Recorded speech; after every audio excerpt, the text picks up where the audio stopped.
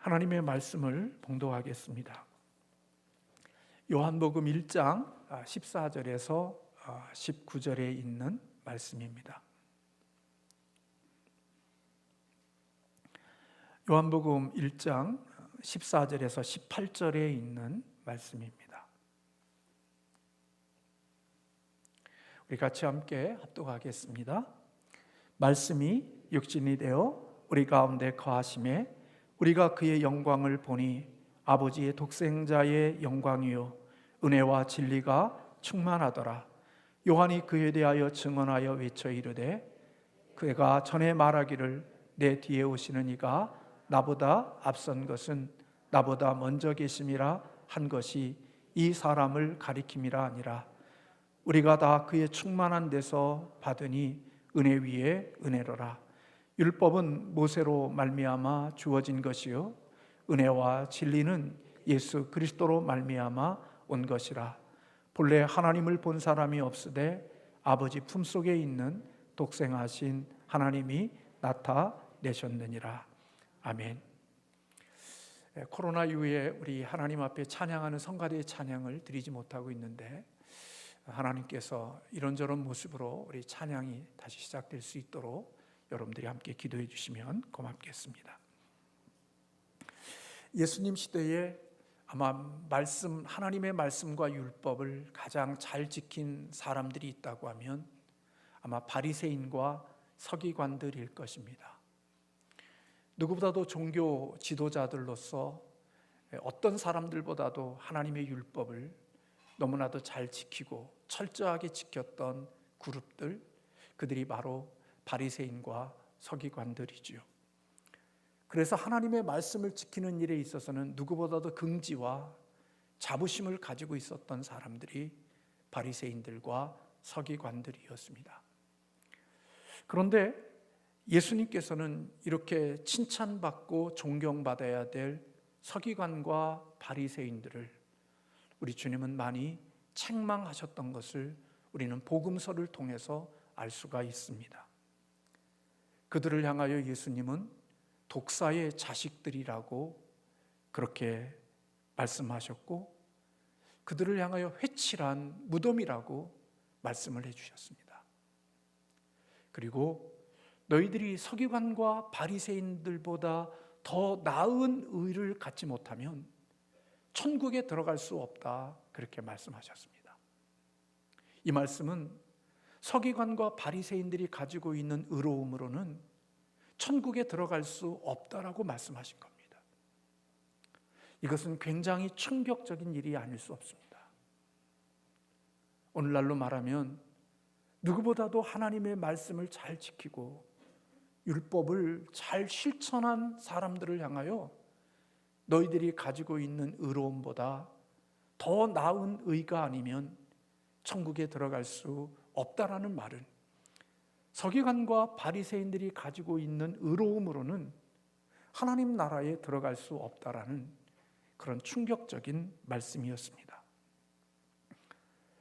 예수님은 많은 사람들을 사랑하셨지만 바리새인과 서기관들에게는 항상 이런 모습으로 반응하셨고 어떻게 보면 그들을 향하여서는 굉장히 싫어하시는 모습처럼 우리에게 느껴집니다. 오늘 왜 예수님께서는 바리새인과 서기관들에게 이렇게 냉정하게 대하시고 이렇게 험한 말씀들을 하셨는지 오늘 우리가 함께 말씀을 나누는 가운데 그 해답을 찾아가는 시간이 되기를 원합니다. 아담과 하와가 타락하기 전까지는 하나님과 우리의 인간과는 아무런 문제가 없었습니다. 하나님을 만나는데도 아무런 문제가 없었고 하나님과 사귀고 하나님과 교제하는 것에도 아무런 문제가 없었습니다. 그것은 마치 하나님 앞에 우리 그리스도인들, 우리 하나님의 첫 타락하기 전의 인간은 은혜와 진리가 함께 있었던 사람들이라고 볼 수가 있습니다. 하나님을 만나는 일에 주저하는 것도 없었고 하나님과 만나면 기쁘고 함께 교제하는 그런 삶이 아담과 하와에게 있었죠. 그러나 아담과 하와가 범죄하고 타락한 이후에 하나님 앞에 좋았던 관계는 깨지고 하나님과 교제하는 것도 문제가 생겼습니다. 하나님을 뵙는 것도 부끄럽고 하나님과 대화하는 것도 문제가 되어져서 그들은 하나님을 피하는 자들이 되어졌고 하나님께 숨는 그러한 자들로 바뀌고 말았습니다. 하나님과의 은혜가 없기에 하나님과의 관계가 불편한 자가 되어진 것이고 진리가 그에게 없기 때문에 하나님 앞에 서면, 의로우신 하나님 앞에 서면 부끄러움과 죄의식과 죄책감과 비참함이 그들의 마음속에 있었기에 그들은 하나님을 피하고 하나님을 향하여 도망가는 그런 인생들이 되어져 버리고 말았습니다. 이렇게 비참함 속에 살아가는 우리 인간을 하나님이 구원해 주시기 위해서, 그 비참함에서 건져 주시기 위해서 하나님이 베푸신 은혜가 있습니다. 그것은 그의 수치와 부끄러움을 가려주기 위하여 짐승을 잡아 가죽옷을 만들어 그 아담과 하와의 부끄러움과 수치를 감추어 주었던 것을 볼 수 있습니다. 이렇게 짐승을 잡아 가죽옷을 만들어 입혀서 그의 수치와 부끄러움을 가려주는 일을 위해서 아무 죄가 없는 짐승이 죽고 그 짐승의 희생을 통하여 인간의 수치와 부끄러움이 감추어지게 되어진 것이고, 우리는 그것을 가리켜서 원시복음이다. 장차 우리의 구원자이신 예수님이 오셔서 하나님과의 관계와 그리고 그 관계 속에 이루어지는 수치와 부끄러움의 이 부분들을 회복하고 건지시기 위해서 예수 그리스도께서 오셔서 십자가에 죽으시고 다시 부활하셔서 우리와 하나님과의 관계를 다시 회복해 하시는 그런 복음이 그 속에 담겨져 있다고 봅니다. 죄로 인하여 망가진 우리 인간들이 다시 하나님과 회복하고 하나님과 관계를 맺으며 교제할 수 있는 자가 되기 위해서는 하나님의 은혜가 필요한 것입니다. 은혜라고 하는 것은 아무런 공로 없이, 아무런 자격이 없이 내가 받는 것, 거저 받는 것이 은혜이지요. 저와 여러분은 하나님께서 예수 그리스도를 거저 주시는 은혜로 우리는 은혜를 입은 자들입니다. 이 은혜는 예수 그리스도께서 십자가에 죽으시고 피 흘리시고 또 다시 부활하시는 예수님의 이 사건을 통하여 우리가 다시 그 하나님의 거저 주시는 은혜로 하나님과의 관계가 그리고 하나님과의 교제가 회복이 되어질 수 있게 하셨습니다. 이 은혜는 예수 그리스도의 십자가를 통하여 우리에게 온 거죠. 오늘 본문의 말씀에 보면 육신이 되어 우리 가운데 거하시는 예수님, 그 예수님은 은혜와 진리가 충만하다라고 말씀하고 있습니다. 오늘 17절에도 말씀해 보면 은혜와 진리는 예수 그리스도로 말미암아 온 것이다라고 기록하고 있죠. 은혜와 진리가 함께 있을 때 사실은 아담과 하와가 타락하기 이전에 그 모습으로 다시 회복이 되어지는 것이라고 볼 수 있는 것입니다. 하나님의 은혜, 주님의 은혜 때문에 하나님과의 관계를 맺을 수 있고 우리 주님의 진리로 인하여 하나님께 순종하고 하나님과의 소통하며 복종하며 살아갈 수 있는 길들이 열려지게 되어진 거죠. 은혜는 다른 말로 하면 조건 없는 사랑이고 조건 없는 받아들임이라고 말씀드릴 수 있습니다. 사랑이 있어야, 하나님의 은혜가 있어야 인간의 영혼과 인간이 하나님과 다시 관계를 맺을 수 있는 기초가 되어지는 것입니다. 은혜는 하나님의 본질이고 이 은혜는 바로 예수 그리스도를 통해서 우리에게 온 거지요. 하나님의 무조건적인 사랑, 그것이 바로 하나님의 은혜인 것입니다. 이 은혜가 우리에게 오기 위해서는 우리는 거저 받은 거지만 이 은혜를 하나님이 우리에게 주시기 위해서 하나님 편에서는 자기의 사랑하는 독생자 예수를 십자가에 못 박혀 죽고 다시 부활하는 이 엄청난 사건을 통하여서 우리에게 은혜를 주신 거지요.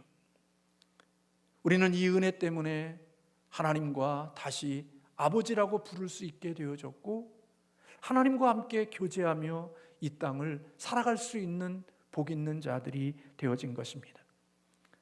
로마서 3장 21절과 22절의 말씀에 보면 이제는 율법 위에 한 의가 나타났으니 율법과 선지자들에게 증거를 받은 것이라. 곧 예수 그리스도를 믿음으로 말미암아 모든 믿는 자에게 미치는 하나님의 의니 이 의는 차별이 없다, 그렇게 기록하고 있습니다.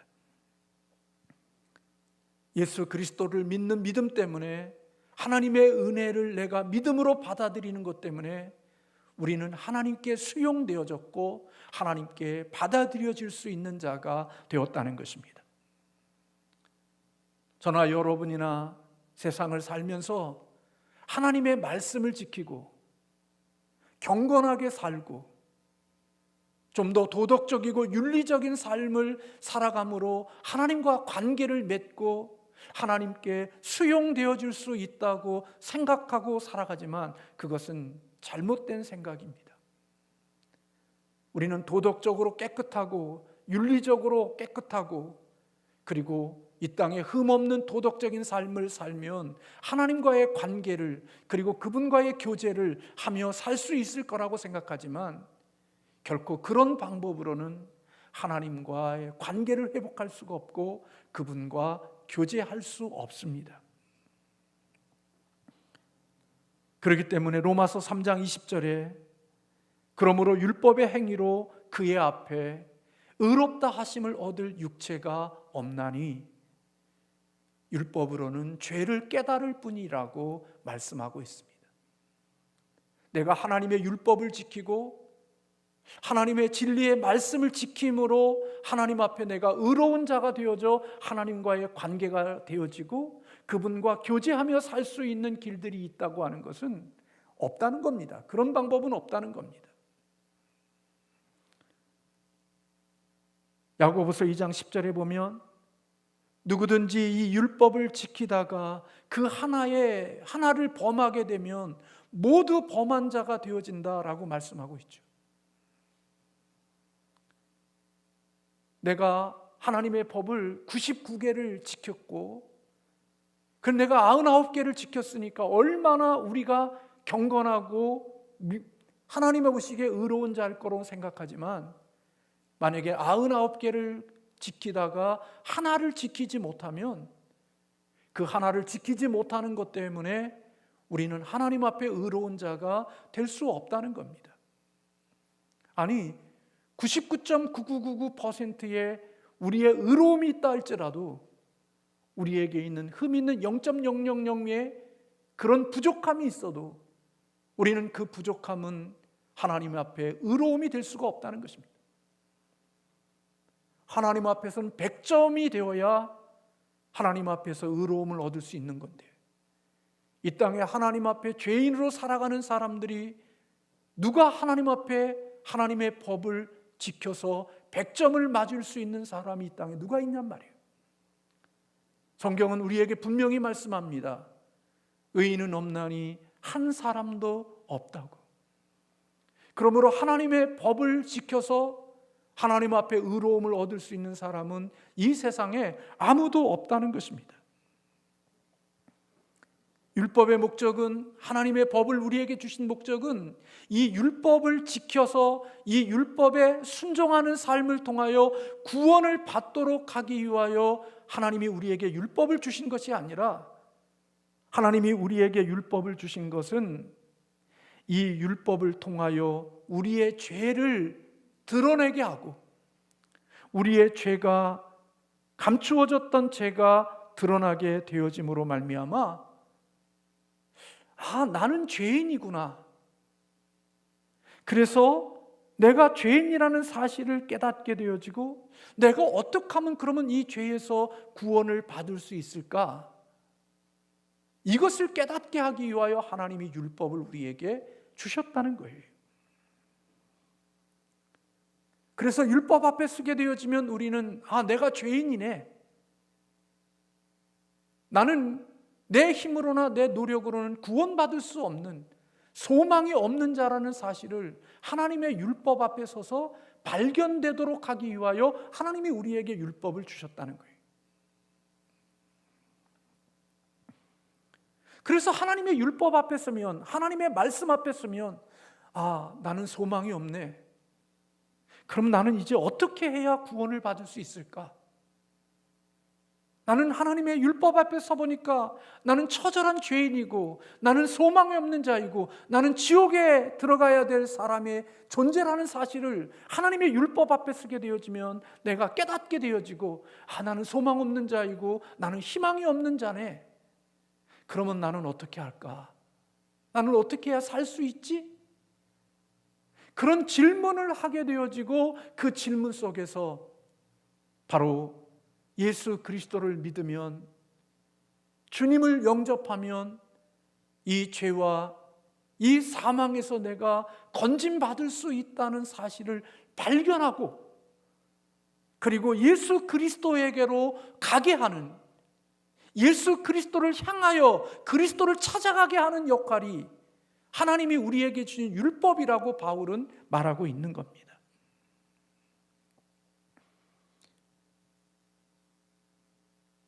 그래서 여러분, 율법의 목적은 우리에게 너는 심판이고 너는 형벌받아야 되는 그런 자라는 사실만을 율법 앞에 서게 되면 그것을 깨닫게 되는 거예요. 내가 죄인이구나. 나는 소망이 없구나. 나는 하나님의 심판의 대상이구나. 그것들을 깨닫게 되어지는 거죠. 그래서 여러분, 율법은 율법 앞에 서면 심판과 형벌이 우리 앞에 펼쳐지는 거예요. 그래서 여러분, 율법이라고 하는 것은 늘 언제나 외적인 것을 다루어요. 율법은요, 우리의 마음을 다루지 않아요. 율법은 우리의 행실과 우리의 겉사람만을 다루어요. 근데 여러분, 율법은 우리의 겉을 다루지만 하나님은 우리의 중심과 우리의 마음을 보신다고 말씀하잖아요. 그러니까 사람들은 율법을 지킴으로 내가 뭔가 괜찮은 사람인 줄로 아는데 내가 지키면 지킬수록 내가 이 법을 지킬 수 없다는 사실을 더 많이 깨닫게 되어지죠. 그런데 하나님은 우리의 마음과 우리의 중심을 보시는 분이라고 이야기하고 있기 때문에 결국은 율법은 우리의 마음을 바꿀 수가 없어요. 율법은 우리의 외형적인 것들을 수정하고 교정시키는 역할을 할 수 있을런지 몰라도 율법은 우리의 마음을 건들지 못해요. 우리의 마음을 터치하지 못해요. 우리의 마음을 변화시킬 수 있는 능력이 없어요. 그래서 은혜가 없이 진리로 간 사람, 은혜를 지나지 않고 은혜를 통과하지 않고 예수 그리스도의 십자가를 통과하지 않고 진리로 가버린 사람, 율법으로 가버린 사람, 그런 사람들은 늘 두려움 속에 인생을 살아가는 거예요. 신앙생활과 믿음생활하면서도 늘 그 믿음과 그 신앙생활에는 두려움과 무서움과 공포가 있는 거예요.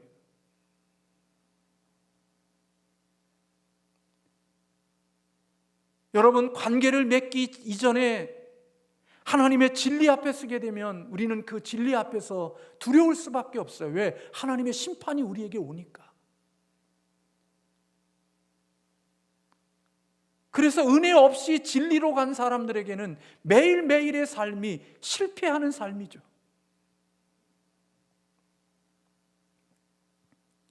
날마다 믿음 생활하지만 수치감과 죄책감과 그리고 두려움이 신앙생활하는 사람의 마음속에 있는 거예요. 왜? 내가 아무리 노력을 해도 하나님의 율법을 다 지킬 수가 없고 하나님의 법을 다 순종할 수가 없는 내 모습이 드러나니까 그 하나님의 진리 앞에서 아담과 하와가 수치와 부끄러움과 죄책감과 두려움 때문에 숨고 피하는 자가 되는 것처럼 하나님의 진리 앞에 서게 되어지면 그런 자들이 되는 거예요.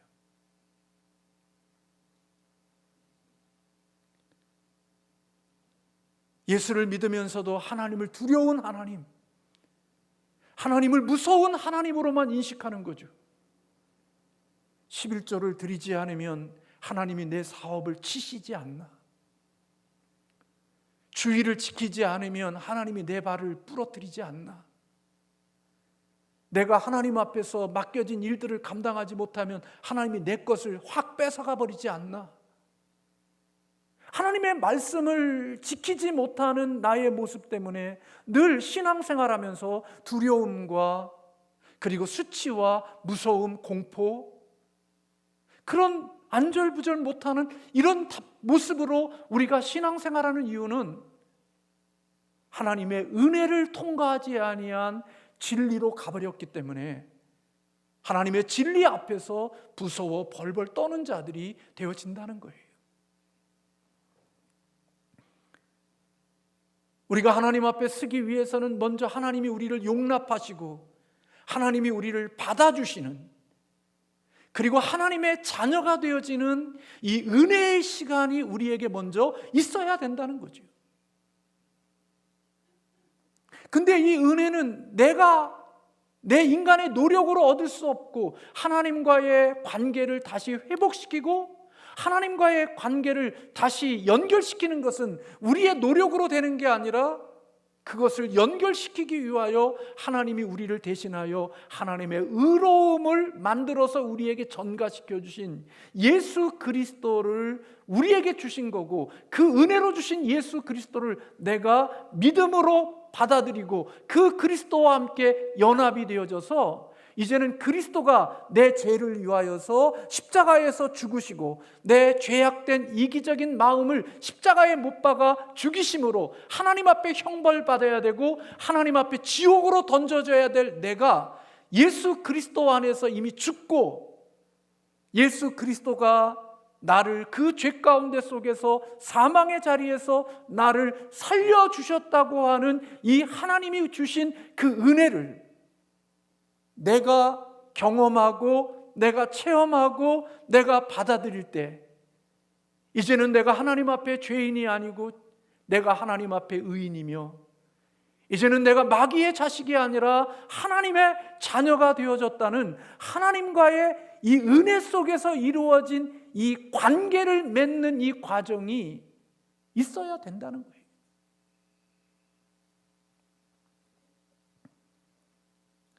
그래서 에베소서 2장 8절과 9절에 너희는 그 은혜에 의하여 믿음으로 말미암아 구원을 받았나니 이것이 너희에게서 난 것이 아니요 하나님의 선물이라.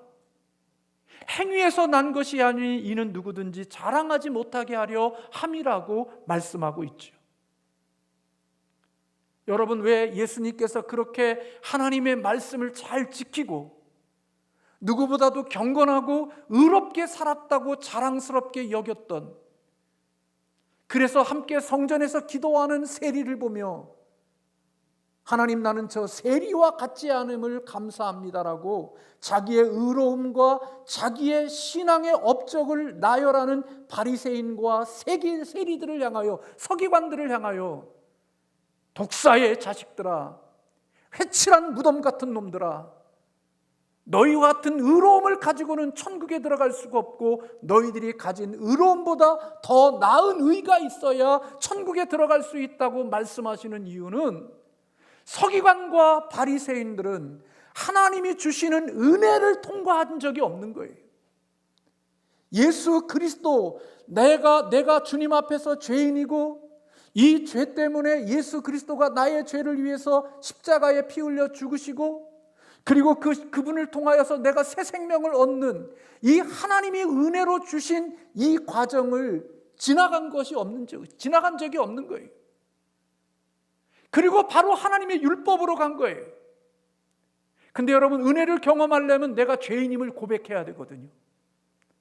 내가 소망 없는 자임을 알아야 되는 거거든요. 내가 가능성이 없는 존재라는 사실을 깨달아야 예수 그리스도가 필요하다는 사실을 알거든요. 그리고 그리스도를 그래야 붙잡거든요. 근데 이들은 구원자이신 예수 그리스도가 필요하지 않은 거예요. 이들은 예수 그리스도 없이도 구원을 얻을 수 있다고 생각한 거예요.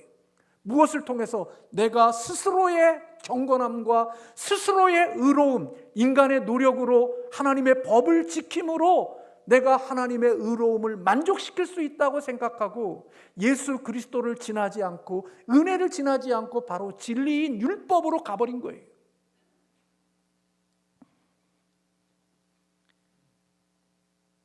그래서 여러분, 마태복음 23장 25절에 그렇게 말씀하고 있죠. 화 있을진저 외식하는 서기관들과 바리새인들이여, 잔과 대접의 겉은 깨끗하되 그 안에는 탐욕과 방탕으로 가득하도다. 마태복음 23장 27절에 화 있을진저 외식하는 서기관들과 바리새인들이여, 회칠한 무덤 같으니 겉으로는 아름답게 보이나 그 안에는 죽은 사람의 뼈와 모든 더러운 것이 가득하도다.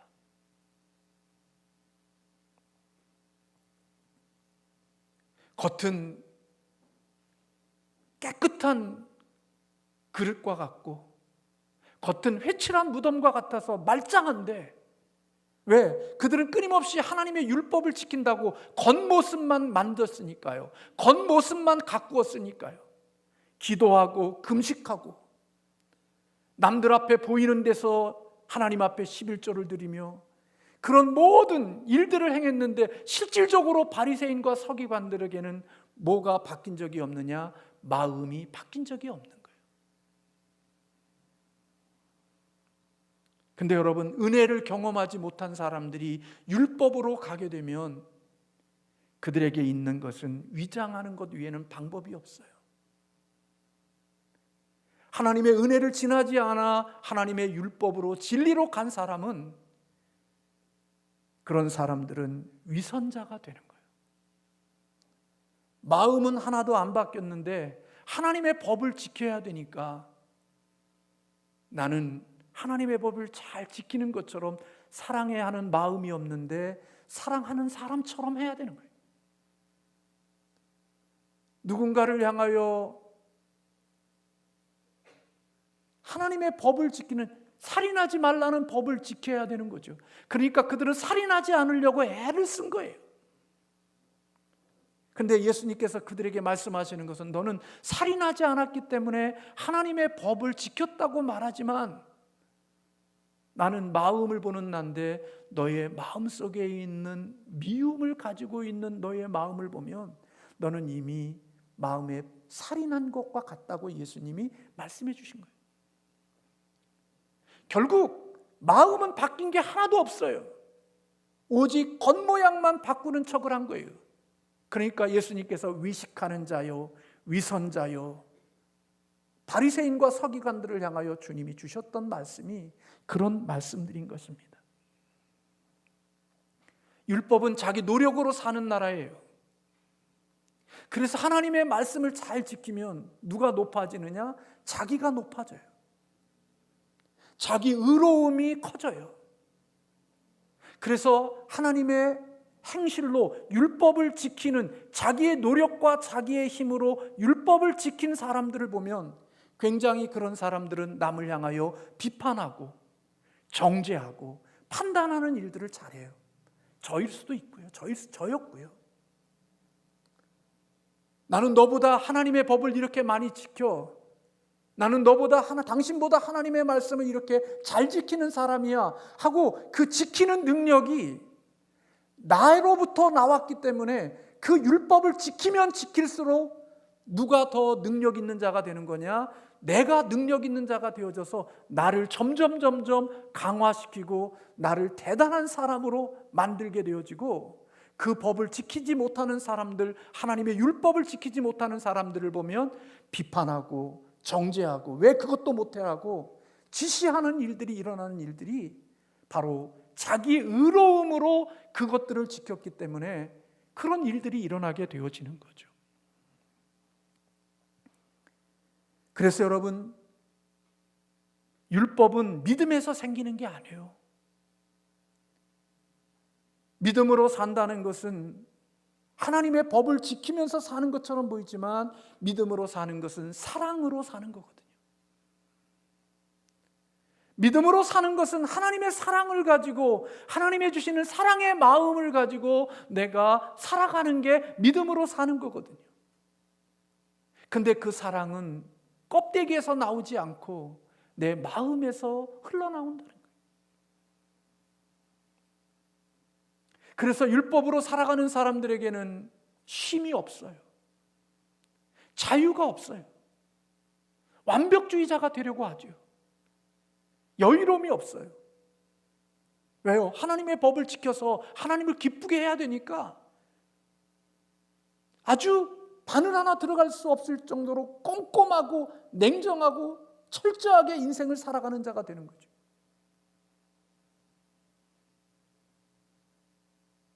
근데 여러분, 우리가 하나님의 율법을 지키는 것은 하나님의 마음을 얻고 내가 그렇게 해서 하나님 앞에 의로운 자가 되어지려고 하나님의 율법을 지키는 게 아니라, 하나님의 율법을 지키는 이유가 소망이 없고 희망이 없고 하나님의 저주와 하나님의 심판을 받아 지옥에 가야 될 내가 하나님의 은혜로 구원받은 이 은혜를 지나가는 과정 속에서 하나님이 내게 베풀어 주신 은혜가 너무나 크고 나를 구원해 주신 그 하나님의 사랑의 은혜가 너무나 크기 때문에 이 하나님이 내게 베풀어 주신 이 은혜에 내가 어떻게 하면 보답할까? 내가 어떻게 하면 그 은혜를 갚을까? 내게 베풀어 주신 그 사랑 앞에 내가 어떻게 반응하며 살까?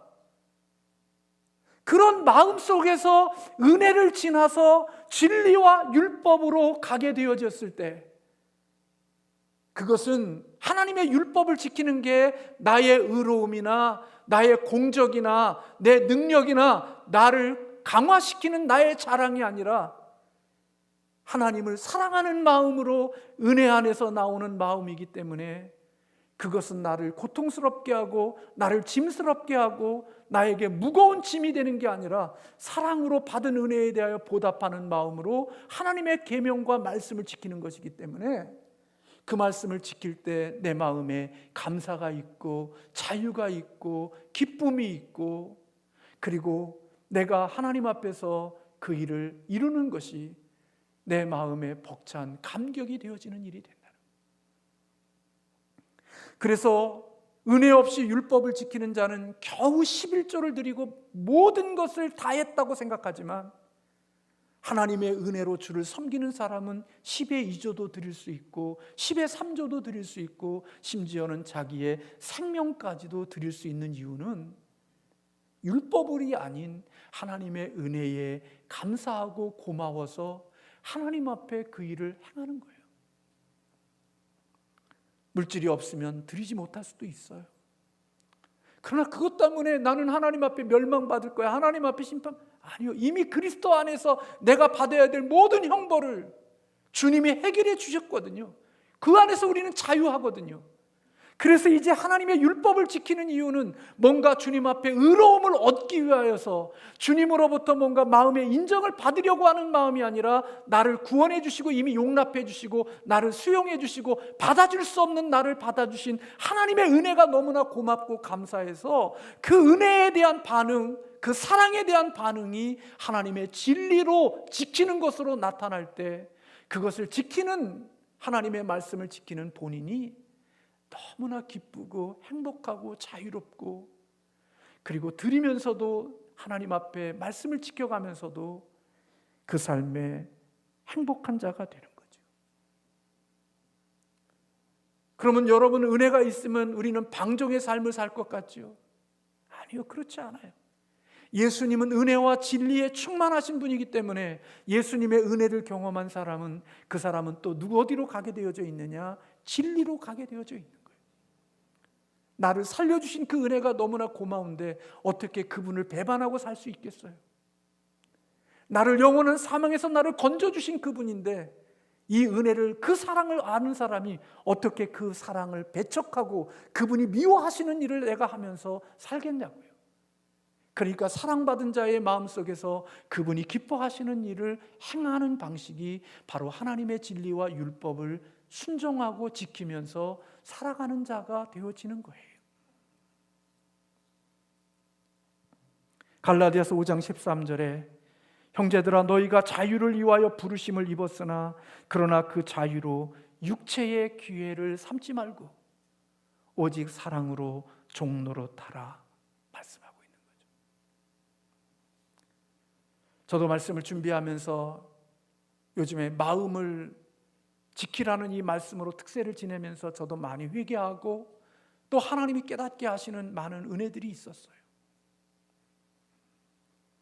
우리는 사람을 대할 때 예수님과 같은 모습으로 대해야 되죠. 사람을 대할 때 은혜로 대해야 된다는 거예요. 사람을 만날 때 먼저 은혜로 만나는 자들이 되어야 한다는 거예요. 내 자녀와 만날 때, 내 부모와 만날 때, 내 형제와 만날 때, 내 친구와 만날 때 그 만남 속에는 먼저 은혜로 만나는 자들이 되어야 한다는 거예요. 은혜로 만날 때 은혜는 우리의 굳은 마음을 제거하고 부드러운 마음을 갖게 해주어서 내가 행할 수 없고 지킬 수 없고 순종할 수 없는 것들을 지키게 하는 능력이 있기 때문이죠. 이번 새벽기도회를 준비하면서 다시 한번 깨달은 것, 알고 있었지만 더 깊이 깨달은 것이 그런 부분이에요. 십자가를 지나 하나님의 진리, 은혜를 지나 진리로 나아가지 않는 사람은 율법주의자가 되고 그들은 하나님 앞에 신앙생활하면서 기쁨이나 감사나 자유나 쉼이나 그리고 누군가를 사랑하는 마음이 없이 은혜 없이 율법으로 가버린 사람은 율법을 지키는 능력과 지키는 실력만큼 남을 비판하고 정죄하고 판단하는 자기 의로움에 교만한 자리에 서게 되어진다는 사실을 깨닫게 되어진 거죠. 예수님은 사람을 만날 때 진리로 만나주시지 않고 은혜로 먼저 만나주셨어요. 은혜로 만나주셨기에 그 은혜를 입은 자가 진리로 갔던 거예요. 가늠하다 현장에 잡힌 여인, 사람들이 그 여인을 향하여 뭐예요? 돌로 쳐서 죽여야 된다고 말하잖아요. 근데 예수님이 그 여인에게 사람들이 모여서 돌로 쳐야 된다고, 왜? 하나님의 율법은 현장에 가늠하다 잡힌 사람이 있으면 돌로 쳐서 죽이는 게 하나님의 법이거든요. 그러니까 그 법을 갖다가 지금 적용시키고 있는 거예요. 다 돌들을 들고 그 여인을 쳐서 그에게 법을 어긴 자에게 마땅한 진리의 잣대를 갖다 대는 거죠. 근데 예수님께서 죄 없는 자가 치라고 말씀하잖아요. 그리고 사람들을 다 흩어보내신 다음에 예수님이 그 여인에게 하시는 말씀이 누가 너를 정죄하는 자가 있냐? 없습니다. 예수님이 주셨던 말씀이 나도 너를 정죄하지 않는다. 마땅히 정죄받아야 될 사람인데 예수님의 은혜로 그 정죄를 덮으신 거예요. 받아줄 수 없는 사람을 받아주셨고 받아줄 수 없는 사람을 예수님이 수용해 주신 거예요. 그리고 그게 끝이었어요? 아니요. 가서 다시는 그와 같은 죄를 범하지 말아라. 이 여인은 죽은 자리에, 죽어야 될 자리인데 살아난 거예요. 누구 때문에? 예수님 때문에 살아난 거예요. 예수님의 은혜를 입은 거예요. 그러니까 예수님의 은혜를 입었기 때문에 그 예수님이 주신 은혜가 너무나 크고 그 사랑이 너무나 크기 때문에 그 사랑의 힘을 덧입어서 주님이 주셨던 진리인 율법인 가서 다시는 그런 죄를 범하지 말라고 하는 그 계명을 지키고 살 수 있는 사랑의 마음이 이 여인에게 있었다는 거죠. 삭개오를 만나 주실 때에도 예수님은 은혜로 만나 주셨어요. 세리들 상종하지 않았고 세리와 같이 밥 먹지 않았고 그 집에 들어가지 않았어요. 경건한 사람들은, 바리새인과 서기관들은 그를 만나주지도 않았고 그와 함께 얼굴도 맞대지 않았어요. 근데 예수님은 그 앞에 서서 삭개오야 내려와라, 내가 오늘 너희 집에 유하여야 되겠다고 만날 수 없고 함께 할 수 없는 그를 만나주시고 그와 함께 먹고 함께 계셨어요. 하나님이 은혜를 주신 거죠. 그 은혜를 입은 삭개오의 반응이 뭡니까? 하나님의 진리로 나가잖아요. 율법을 지키잖아요. 토색한 것 있으면 반절은 내가 재산을 나눠주고 남들에게 4배로 토색한 거 있다면 4배로 하나님의 법보다 더 많이, 하나님의 주시는 법보다 더 크게 하나님의 말씀을 지키는 자로 변화된 것은 그건 빼앗긴 자의 마음이 아니라 하나님의 자원하는 사랑의 마음으로 그 일을 결단했기에 삭개오의 마음속에 행복이 있고 기쁨이 있고 감사가 있고 자유가 있고 쉼이 있는 그런 삶이 되어질 수 있다는 거예요.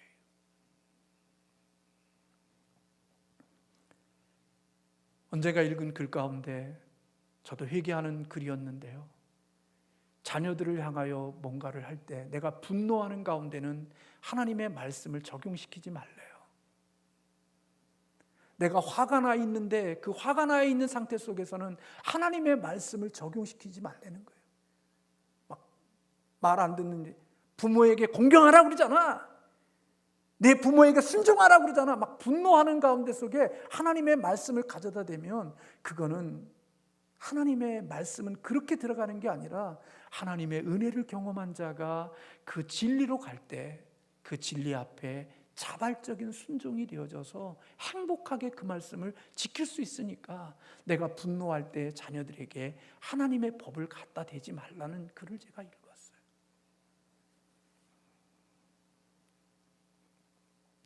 하나님 앞에 나의 나됨을 인정하고 소망 없는 난데 하나님이 나를 살려주셨구나.